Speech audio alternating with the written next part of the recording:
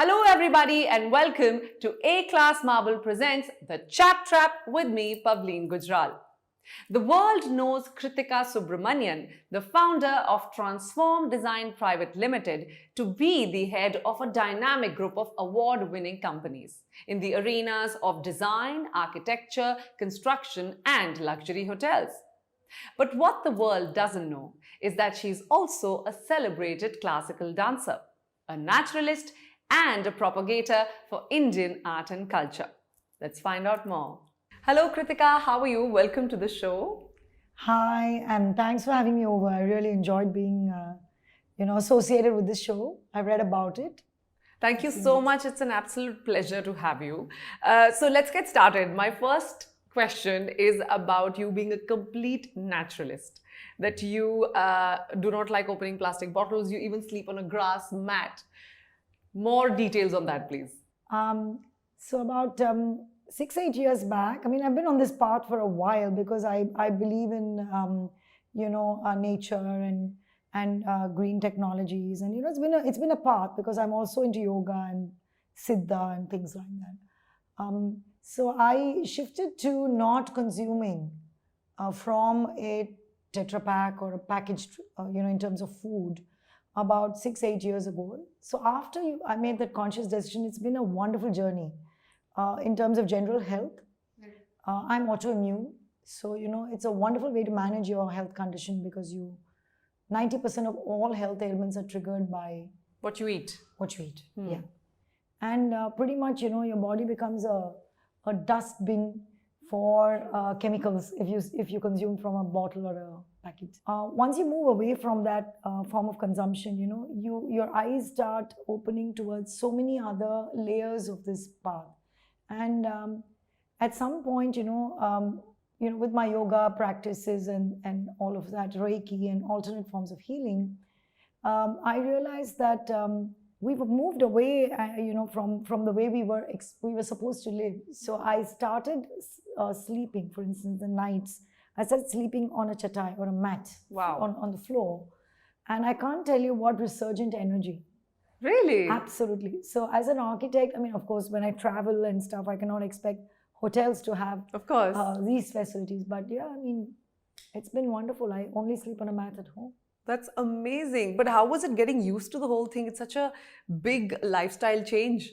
Actually, if you're in yoga, you are used to working on the floor. So yeah. So you do yoga on a regular basis? Absolutely. Every day? Yeah, 4 days a week minimum, 4 or 5 days. Oh, lovely. Okay. Yeah. So this transition in such a huge surge in your lifestyle, did it somehow translate into your work as well? Do you felt like your perspective changed? I would say that we've been on the work path for longer than I made this drastic shift. But it's kind of like walk the talk. So if you really believe in something, I think it ends up overtaking all aspects of your life. True. Yeah. It does not mean that I'm a hermit though. No, I am, not at all. I am pretty, I am a kind of up to the snuff, pretty, clued into, the latest trends, and I'm very into fashion and things like that. I can see that. Yeah, I think you're looking... Having said that, because, life is to be lived. True. There's a reason why we've been given a life. We must enjoy every moment. So right, because you yourself said you're very tech savvy, you're very up to date with what's going on in the digital world. Yeah. So, and you manage that by being a complete naturalist. So how do you balance that? It's kind of a balance. It's a yo-yo. You need to learn to, it's like, isn't life like that? It's the yin and the yang. True. So I believe in technology. I really believe in technology. I believe that each one of us has to live in the present and the future. There's no point speaking about the past. What we can do is glean a lot of learning from the past, but to actually exist in the past or speak about the past as an alternative to what we can do today, I think that's very detrimental to existence. Wow, that's really amazing that you're always with the times, and considering that you've been in the industry for the past 25 years, do you feel like there has been a big change with technology pouring into the industry? How has it changed and how have you adapted to it? So I think a lot of the technology that's being implemented is actually for the better. And I love it that we have this whole generation of people and products which are focused on how to make the environment cleaner. So it's almost like 40 years of abuse, and then now since about 8 years, I would say, a complete refocus of everybody's time, energy, and motivation on how to undo those 40 years of abuse. And I think that's wonderful. In fact, I would say in 8 years, it's gone leaps and bounds. How to, solar, wind, energy audit, so many things like waste recycling, so much of thought and endeavor. And I think that's like probably the most exciting thing for me. But do you think the younger generation has also adapted well to the whole? I think they are wonderful. I think they are conscientious, and hats off to them. And I hate it when older people sit and talk about how, these youngsters today nodding their head. I think it's a whole lot of bullshit. Right. And I would like to say that, we should encourage them. They are wonderful. We should cheer them on. Hey, I mean, here's this whole generation that wants to work on the environment, and why not? Great. Of course. Yeah. I think it's a lifestyle They're change. discovering their own identity, their own nationalist pride. They're able to express themselves confidently. They don't want to fit in. They are happy to break out of the mold. Why not? We should cheer them on. And what Good about the for younger them. generation of architects? Do you think they also feel the same? I think so. I think they're much more confident. I believe that, it's all about the future. What's the point talking about the past? True. I don't believe that, this whole concept, I like to think I'm 47 years young. I don't like to You think do 47 look years like you're old. 47 years What young. I'm getting at is, what is the point in speaking about, oh, I did this 5 years ago, I did this 10 years ago. I mean, I don't believe in such conversations because all that matters is what are we doing now and what are we going to do in the future. Let's be dynamic. This whole static, inertial way of looking at life and feeling, oh, I did this. I try to move everyone in the firm away from that. And I believe that, it's all about the future. If the youngsters have something to say, let's listen to it. Let's listen If to they it. challenge us, let's go for it. Absolutely. Yeah. Kritika, do you think that the luxury hotel industry has somehow also changed their perspective in regards to the environment, and especially post-pandemic? Most definitely. I think that the concept of luxury itself is being redefined, because luxury is now more about being sensitive, and luxury is being redefined as being conscientious rather than consumerist. So I think that's a very good trend. It's not just the hoteliers and their understanding of what customers want. That's undergone a kind of a major shift.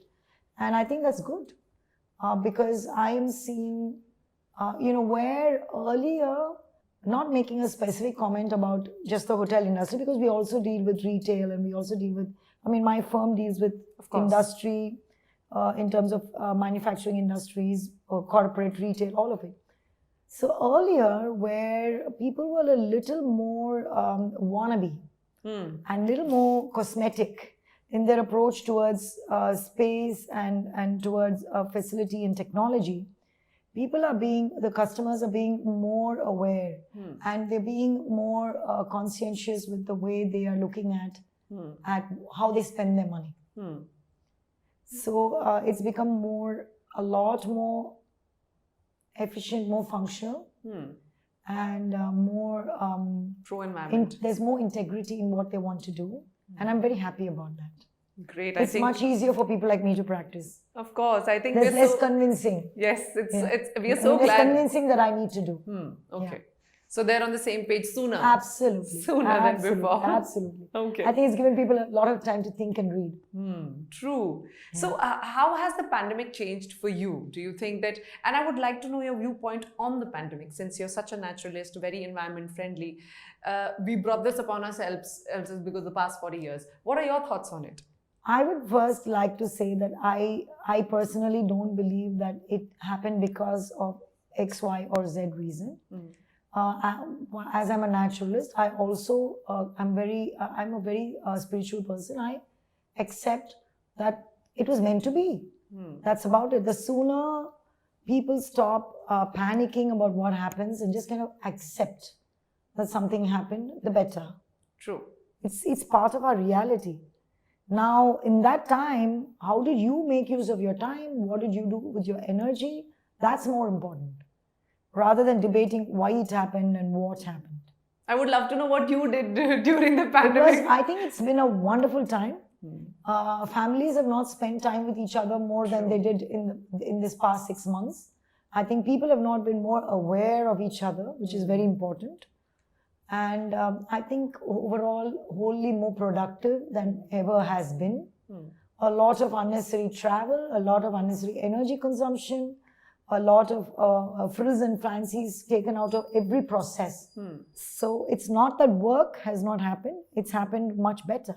And I would say more efficiently with a lot less waste. And I think that is great. So I think we should all accept. I was accepting of the fact that, it's a wonderful time to discover a different way of doing something, the same thing. Why not? To discover yourself also. Absolutely.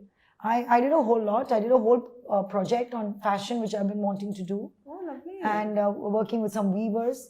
And we've created some magic. I'm hoping to launch that product by the end of this year. Oh, lovely. And because I think, there's so much that I wanted to do with that particular project. And this pandemic took away all my international travel. So I had these days and this time to actually do something, with that product. And we have a lot of research was possible in these 6 months because of all, like I said, a lot of unnecessary travel and stuff taken out of our time. So I was thrilled, absolutely thrilled. So you utilized your time well during the pandemic. Yeah, I enjoyed it. Nice. Okay. Why not? Lovely. So Kritika, tell us about the Tatler Design Award that you got for Swatma, the hotel property that you partly run. So the Tatler Travel Award is actually meant for, it's not an award that you can subscribe to. And it's a kind of a mystery audit kind of an award where they identify properties across the world which they visit, and only if they are convinced, their expert panel is convinced, then the award is actually, is the hotel actually listed, and then the award is given. The 100 hotels are listed, and then they award about 5 or 6 properties. So we were very pleased. I was actually thrilled to receive it because it's, how there are so many awards in the industry which you can subscribe to, and I don't believe in them. So it was a real thrill, and it's motivated us to do more. No other Indian hotel has actually been awarded, let alone listed. I think only Rambagh has been listed other than Swatma. Yeah. So it was a major victory for us. And when I went to receive the award in London, it was really, really exciting because it was kind of like a validation of what we'd done over the past 5 years. So Swatma is a property that I designed and built. I invested a lot of time and a lot of money into it. And so it was basically to reassert an Indian identity for the international traveler and a South Indian identity. And I think it worked. We also have revived a very ancient naturopathic Siddha wellness program, which I've researched and I personally follow. And I've researched it over many years, and also lots of natural alternative healing techniques. So the award was also for the spa. Yes. It was a wellness award as well. So it's been very exciting. And what is remarkable is that, it was awarded after the person went through the program, the person from Tatler. So it's not just one of these first-hand experience. It's a first-hand experience. It's not just something that you kind of write about and you get it because you apply for it or something like that. So in that sense, it felt very good. Yeah. Swatma is basically, it was all about a resurgent Indian identity for me, and in a very current global sense. So when you go there, it's not like, I don't believe that India is something that needs to be fossilized in a museum. Indianness is not something like, where you get totally, how should we say, arrogant about, or, it's not an identity which you say is, to be preserved or conserved. I don't believe in that. I believe it's possible to retain one's identity while moving on with the world. Put it to And- practical use. Yeah. Now, Swatma is about that. It's about the Indian identity in continuum. Hmm. So we showcase ancient. It's a 5,000-year history, that part of Tamil Nadu, and there are monuments which are 1,200 and 1,400 years old, Wow. which guests who stay there go and visit. So it was to give them a kind of sensory and extension of that experience post seeing those monuments. Hmm. So that was lacking. Hmm. The problem in India was that you would go and see something so momentous and you'd come back to a hotel that has no sensitivity. Right. There's no relatability. There was no relatability. There was no way a guest could stay in a property that kind of gave them time to soak up all that heritage that they've seen. Hmm. So that was the design intent of Swan. Oh, lovely. And yet, with a bar and with a spa and with, all the modern facilities that one can get, but with that touch of continuum. Hmm. And I think we managed that very well.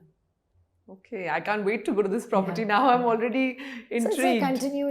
it's like you are able to soak it in and your mind has time to like wander and register what you saw. Lovely. Do you think that in this time and age, you see a certain prevalence, or there should be a prevalence of Indian affirmations for an Indian working in a global platform? Definitely, otherwise? I think that one of the most beautiful things about India is that it's just history in continuum. We are a country that survives Hmm. and that has managed to survive. I mean, enormous amount of history that we can kind of register in ourselves and convey with style. And it's a very attractive culture. It is. So when it's drawing so much of international, acclaim and attention, why can we not have that resurgent, identity? Hmm. And I think the youngsters are doing it beautifully. Hmm. They don't have a post-colonial hangover, and that's good. Right, we spoke about that. It's That's very really good. fun. Yeah. That's- The post-colonial hangover is a very bad thing, Hmm. where you continue to view yourself through that lens, and I think that's very important. Take that lens and throw it in the dustbin. Look at yourself for what you are. Very true. Yeah. So, like you spoke about how the younger generation is really taking this thought forward, and you have about 200 odd people working with you right now. A Yeah. lot of them are the younger generation. During the pandemic, I wanted to ask you about the retainership, keeping these employees working with you. Did that change? Did that change the dynamic? So I must say that we've always kept our firm on the cutting edge of technology. Hmm. So this work from home was not an issue for us because our employees have always been encouraged to feel very 24/7 and from connected from wherever they are, and we are very tech savvy kind of firm. So we didn't really feel a major transition. It was the kids, of course. I would say they miss the how when you come into an office you have that sense of being with people, That energy. the energy. So that was a bit of a downer, but I think they pulled it off really well. Hats off to them. And our portfolio is stronger. It's bigger. I don't think, except for I'm sure during the recession, during the pandemic, everybody's felt that slight bit of cash flow recession. Right. But besides that, we've not lost projects. We've not lost any kind of favor with the market. Our portfolio has grown stronger. We are very, very happy to serve a wider, more acclaimed clientele. So, Kritika, we talked about the vibrant energy of the younger generation. You also have a son who Yeah. is an architect. And tell us more about him, because his vibrant energy is what you also love around in the office, right? Yeah. So he's just here briefly because, post-pandemic, he's just coming after graduation. And so he is in charge of the startups. We have a few startups that we've, kind of co-created in luxury and fashion and lifestyle. And he's handling that. And then so we are planning that he would live overseas and take care of those businesses. It's great having youngsters around. My firm really believes in the future, and we have a lot of young staff. And so I think him being back has been good. because there's like a resurgent youthful energy, Right. No matter what you say, it's all about the future. It is. Yeah, and so it's really wonderful. And he's a linguist, so he's very cross-cultural and speaks 5 languages. Wow. And that kind of it's kind of it's given the younger staff a kind of iconic leader to look at. So it's fun. Yeah, it's Wow, nice. It's a lovely. different energy in the office. Yeah. So he takes after his mother, very dynamic. Yes, and no, I'm certainly not a linguist. I stick to Indian languages. Yes, but he's is also dabbled in a lot Yeah, he's more a than- pianist. So yeah, he's taken those kind of, he's artistic in the sense that he's a pianist and he, very literary. Okay, lovely. Best of luck to him for the future. I would also like to talk about you being an author and a dancer. You are a celebrated classical dancer.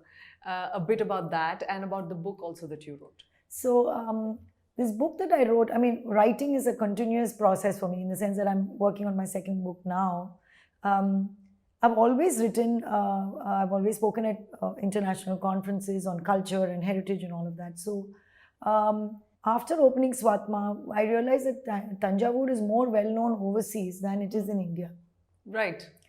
And that is primarily because it's the place from where you can see at least the maximum number of UNESCO World Heritage Sites. Oh. In India, you have like all these monuments, and foreigners know about it and they all head there. So it's like Jodhpur or Jaipur. Right. So it's the ancient capital of South India. And the Chola Empire, which Of course. basically colonized all of Southeast Asia. I don't know if you're aware of it. Of course, I am. The Cholas who colonized all the way up to Korea. Okay. And the Angkor Wat is a Chola monument. Huh. So the Angkor Wat is actually a replica of the monuments you see in Tanjore. Oh, Built I by didn't the know same that. kings. It's built by the same kings. Hmm. So a lot of this, even North Indians are not aware of. Yes, I was not aware of So this it's like information. such a huge part of our heritage, and not enough, publicity or visibility, Right. enough of it. Considering that all of Southeast Asia, whether you see Thailand, Malaysia, all of it draws from Tanjore. Really? Yeah. Wow. Suvarnabhumi Airport is Suvarnabhumi, Suvarnabhumi. which is basically from Tanjore. Of course. Oh. And in the word, I'm saying, it's all from that region. All the architecture is from that region. Is it based on the Tanjore paintings also that are... The whole concept of Ramayana in Bali is from Tanjore. Okay. A lot of Indonesian monuments and names are from that part of Tamil Nadu. So I wrote this book, and I call it the next big thing. Right. Because it's enough has been written about the region, but from a museum sense, from a very academic perspective.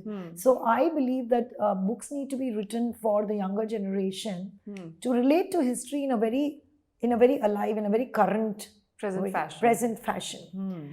So if you see the book, it's a very interesting book because I have designed the book, and we designed it in-house. Oh, how lovely. And the design of the book, it mocks the way in which youngsters surf the internet. Oh. You know how when you surf the internet, it's a very fun feeling because you have many windows open on screen. So how does a typical youngster surf the internet? Multiple windows. Multiple windows. So if you're looking at a picture, then you find a keyword, then you look at what is that keyword, then you look into Search dictionary, again. and then you go into, you understand, or you go into wiki. So you have many pages open. Right. So I feel that youngsters are getting out of the habit of reading reading books, Very true. because the dynamic experience that they can get online is not captured in books. In a books. Instant Because books are gratification. static. They're static. Books are static. So the book next big thing is an effort to create that magic. And I want to, it's published under the brand Treasures, and I hope to publish many more books in that fashion. Because I believe youngsters can be brought back to print only if you can give them the exciting journey that they can have online. True. More visual, you mean? It's got visuals, it's got fun facts, it's got datelines, that's typically how a youngster surfs the net. Yes, true. Because true. what are you thinking when you're reading online? If you read a historical fact, you want to say, what was happening in the rest of the world at that time? Oh, so you get that in that book? In that book. That instant... Instant gratification of information pull-up, which you can get online. We've created that in the book. Interesting. I can't wait to get my hands on this I'm book. going to give you a copy. Yes, It's that'll good. be really nice. It's Yeah. also available on Amazon. Yeah, yeah. I got to know. Great. I'm looking forward to it. Yeah. Kritika, there's so much to talk about when we talk about you. You're so artistic. You're so glued to Indian architecture and design, and you put it in your work. And you're also a celebrated classical dancer. How do you do all of this? So I must mention here that dance is something that I think all of us learn. I mean, you were just mentioning to me that you are a Yes. classical dancer. I as well. was. So I think I would say that most Indian people are artists.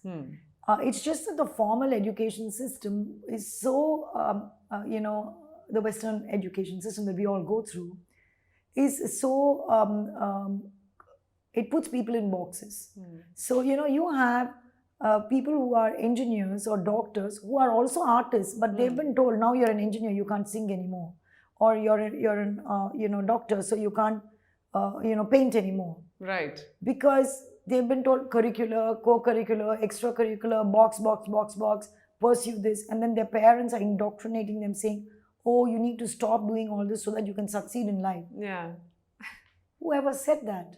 If you look at the most successful people in the world, they are people who just pursue their passions. Agreed. Okay, they didn't put life on hold to get successful. It just, everything happens together. Because your artistic self can nurture your professional self. Very true. Unless you're happy, how can you work wholeheartedly? So I believe, in fact, I keep telling my staff and I encourage people, every single human being must have a fitness or a sports, side, which can physically, energize you. them. A fitness or an art or a sport or something like that. And also a soulful side like painting or music or dancing or creative writing or something which can nurture their self and kind of make artistic self and make them wholesome. Then you will perform better in your work. That is such a wonderful because you thought. have then so many outlets for your energy. One or the other is always nurturing you. It's only when you are unidimensionally indoctrinated into this singular path that you're more likely to fail. So, Kritika, do you think it's such a farce when they say that you should preserve your energy for your profession and not really? Because it's such a contrast to what you just said.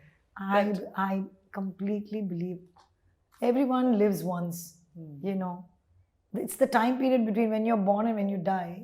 It's your time on earth. Come on. I mean, live it up. Do everything you want to do. Right. Why should, I mean, I must say that life, and I believe this because, again, I'm a naturalist. I believe that people have stopped listening to their intuition. So there are two aspects to your mind. One is your intuition, the other is your intelligence. And there is really no need to be over-intelligent, which is an indoctrinated way of trying to think things through. And it's important to be intuitive. So in trying to be over-intelligent, people stop being intuitive. Why should anyone tell us what to do? Don't we know? God has given you your intuition, just that moment of silence to stop and think. And you will know what to do. Your heart, your mind will tell you what to do. Be mindful. Listen to your own mind. You'll know what to do. So I don't believe that, there is only one way to succeed or one way to lead life. I think every individual must just do what they want to do. It's so inspiring to listen to you that you actually profess that you should listen to your heart and do what makes you happy. And not listen to anybody else and let them box you. You should be able to put yourself in however boxes you want. Whatever you want to do. It's your life. Why should anyone tell you what to do? So glad. Myself, I'm so pleased to interview you, Kritika, because you're a force of nature. You're really like... All of us are. All of us Each are. one of us is a force of nature. True. But you realize it and you practice it, which is the most important, which is what you're also talking about. Okay, so let's do a little bit of work talk also to the topic. So, like you said, that you do believe in trends, that you're very up to date with what's going on in the architecture and interiors industry. What do you think are the current trends in the industry? So, one of the really good trends that I see is that earlier, people used to think that luxury was from overseas and luxury was anything international. or this thing, it has to be Italian or French or blah blah. Today, Indians are willing to even listen when you say handcrafted in India, which is, in my opinion, the first mile crossed. There's a long way to go because I'm constantly trying to educate people saying craftsmen. And I have you were asking about Swatma or Srisha Leisure. One of our primary things that we believe in is revival of craftsmanship and conserving lost heritage. You know, in our company, we have some 8 tenets that we work with. Greed for green. Greed for green is one of them. And like that, conserving lost heritage and, you know, resurgent craftsmanship, reasserting identity. These are all things that we have written about, we believe in. So in that sense, one of the trends that I see is actually people are finally willing to listen. Post-pandemic, it's less of a battle to convince people, why can't we have something crafted in India? That's a welcome change. Absolutely. Finally, hallelujah, it's happened. Yes. It's happening. And it's here for stay. Yeah. Never too late. And I think that it's such an important thing, you know, that we should promote more and more the concept of conserving our heritage and presenting it in a modern, more current fashion. So I think a lot of work that our company does has to do with it. And I think that's a good trend. I also believe that, you know, it's in marrying the latest technology with craftsmanship that we are going to come up with a new design trend. And I think that's happening now in India. And that's good. We are like right there. You're right there. Okay, great. And what do you see for Transform for the next 5 years? Where do you see yourself with Transform? Have a blast. That's it. Just have a great time. Projects are opportunities to express yourself, to do that with confidence. That's what I keep saying. Don't let go of the functionality. Don't screw around. Don't mess anybody's investment. Don't play the fool. You know, make sure their project objectives are met. But whilst doing it, have a great time. You know, life is a party. Let's like look, you know, make gorgeous stuff. I don't believe in this concept of you know, I don't think we should waste anything or execute something for more than it should actually cost. But you know, you should make every rupee of someone's investment, you need to stretch it that little bit more to give them something a little more exclusive, something a little more artistic, something a little more crafted. Okay.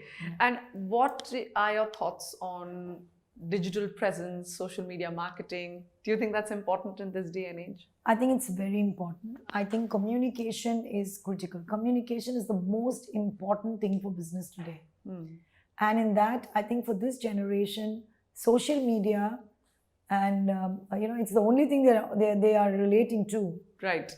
It's very important. But I think this obsession with social media is causing a major problem. I think there is a sense of alternate reality. And that is a psychological problem. Because people are able to have this, you know, alternative perception of themselves. You know, this instant like. You get what I'm saying? Yeah, so you could be doing something. And if you're not doing it well, you can actually slip into your social media page and feel good because you post one picture and there are 40 friends who are saying, wow, great, whatever. And this kind of, you know, self-certified genius, self-certified. And you don't even end up finishing what you're doing. Absolutely. You leave it in the middle. So that alternative reality is a major problem. But it is what it is. Why fight it? My point is work with it. Learn to deal with it. So there's no point. It is the reality. You cannot undo it. You it's here to stay. It's here to stay. Now, with that here to stay, how do you then make it useful?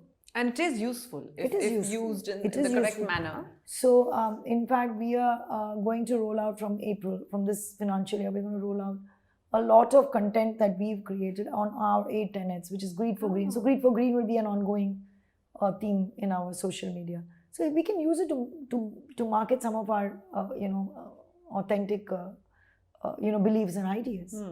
So I think, yeah, there is definitely prospects. Yeah, there's lots of prospects there, and I think it's here to stay. Great. Yeah. Okay. As a the last question, a parting note of sorts. Any advice you would like to give to all the young architects out there? One thing that they should do in order to have a successful practice, or in your case, basically to just be successful in whatever they're doing. And one thing they should not do. So here's the thing. First of all, success in my opinion is overrated. I should have rephrased it because I was talking In to my you. opinion, success is overrated, and it is. I mean, so let's say you made 100 crores. So then what? Are you successful? Are you happy? Are you successful? So I think I personally am not in pursuit. I don't believe in success. I'm not in pursuit of success. It's about doing something, to a quality that justifies the spend. True. And that's about it. Because what is successful today is not successful tomorrow. In hindsight, there's something that's always over. History is being written as we speak. So the main thing, I'm no one to advise. But one of the thoughts that I like to share is just be in the now. And don't take anything too seriously. Don't take yourself too seriously. Don't take life too seriously. Just be in the now. Make sure that every moment of your time is spent, usefully, productively. That's about it. Rest of it, the success will happen. It's a byproduct of how you spend your time, right? It's incidental. It's incidental. It will happen. If it's meant to be, it will happen. So, in that sense, I think we should all be, very natural about what we're doing with our time. So that is one thing. And another thing is, nobody else should be able to tell you, like I said, you have an intuition. So nobody else should actually be able to tell you or erode your self-worth. Nobody should be able to tell you, whether you are on the right path or not on the right path. I think advice in general is a very highly overrated thing. You get what I'm saying? It's like what's good for one is not good for another. One can gather what they want from a conversation. Yeah, so I think it's more important to kind of silence your mind once in a while. While it's very tough to do that, today it's all about being quicker, faster, better at everything, which we are all doing. I'm also like some wound up toy all the time. But it's very important in all of that to have this moment of silence where you just stop and think and you tune into yourself, and then your mind will tell you what you need to do next. I think that moment of that complete vacuum of silence is very important. I think if you are able to move between these two, you're good. Yeah. It'll happen automatically. That's a lovely thought. And respect. I think one thing that I must say is always respect. Respect other people's time. Respect other people's effort. Learn to have respect for the environment. And always respect the fact that if I would not like to use the word God because I'm not trying to scare people or anything. But by divine providence, if we have received a better education or a better chance at success it's our duty then to make life better for others. Agreed. If we can be on that path, that's good enough. Don't exploit. Have respect for everybody. I think that's all I have to say. Lovely. That's so amazing. It's inspiring for everybody, not just the young architecture students right now, but it's really, really inspiring. Thank you so much, Kritika, for being absolutely wonderful. But before we let you leave, we have a fun round also for you. Okay, the rapid fire. The rapid fire. Okay. So it's pretty easy. I'll give you options for each question, and all you have to do is just pick your choice. So are you ready? Yes. Okay, here we go, your rapid fire round, Kritika. Okay, minimalistic or eccentric? Eccentric. Okay, contemporary or classic? Contemporary. Striking facade or striking interiors? Striking interiors. Okay. Work from home or go to office? Go to office. Go to office. Okay. Bright lights or low lights? Low lights. Favorite material to work with? Space. Space. I like that answer. Very nice. Yeah. You can fill it up with anything. Yeah. Okay, beautiful. Okay, indoor design or outdoor design? Indoor, because outdoor should not be designed. Okay, on a day off, stay at home or go out? Go out. Date night, movie at home or dinner outside? Dinner outside. Dinner outside, okay. That was pretty affirmative, dinner outside. All right. I have a deep interest in culinary traditions. Oh, Yeah. really? Do you cook as well? Yeah, I'm like very into cooking. In fact, our culinary program is one of the finest. Culinary program. Achha, you also host a culinary program. No, I'm talking about in our hotels. And I'm opening a very fancy restaurant chain. Oh, lovely. So culinary is a very big interest. Yeah. Is that also part of Shrestha? Absolutely. So I wanted to talk about Shrestha as well, where you're the co-founder. And I know I'm deviating from the rapid fire, but this is what I wanted to ask you since you're talking about the restaurants. If you could talk a bit about Shrestha as well. So we are into, like I told you, the greater Indian identity in the global sense. So we are actually working with hotels, wellness resorts, and restaurant chains. Okay. So we are creating like a restaurant chain which is going to be very, very different. It's going to change the way people dine and the way they view food, because it's progressive vegetarian food. Oh, lovely. Yeah. Are you a vegetarian yourself? Absolutely. Yeah. I thought so. Okay. The Taj Mahal or the Colosseum? Neither. Your favorite city to visit? A favorite city to visit, like any big city. Any big Milan, city? New York, New Delhi, Paris. I'm like a city girl. Yeah, I can sense that. Yeah. And your favorite city to work in? My favorite city to work in, I would say I work in Chennai primarily. Primarily. So I'm happy there. Very Any happy. work of architecture in Chennai that you really resonate with? So there are parts of Chennai that are really beautiful, because we have it's a city where you have 2,800, 3,000-year-old temples inside the city. So if you go to some of these parts, I was born in Mylapore, which is one such part. If you go to some of these parts midnight or early morning, it's quite unbelievable that you're seeing that kind of history inside a city. Wow. So even Milan or Paris or Rome, that's what's beautiful about it. Like when you see the city in the early morning or late at night. Like when you see Rome, early morning or late night, you're like, I don't know if you know about this movie called La Grande Bellezza. Have you seen it? It's beautiful by Polo Santoroni. The whole story, the whole movie is about that. Oh. It's about the great beauty of life in a metro. Oh, really? Yeah. What's it called again? La Grande Bellezza. La Grande Bellezza. Yeah. I'll check it out. It's called the great beauty, and it's about life in a metro. In a city, in a metro. Lovely. Yeah. Thank you so much, Kritika, for being on our show. It was an absolute Pleasure. delight to talk to you. And I hope you had fun. I had a lot of fun. Thank you very much. I think you're a good host.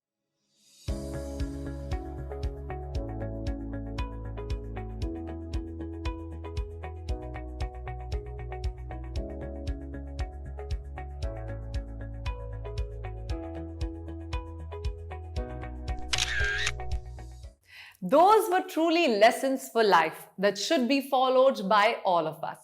Thank you, Miss Kritika. Well, that's all for today. See you all on a fresh new episode of The Chat Trap with me, Pavleen Gujral. Till then, ciao.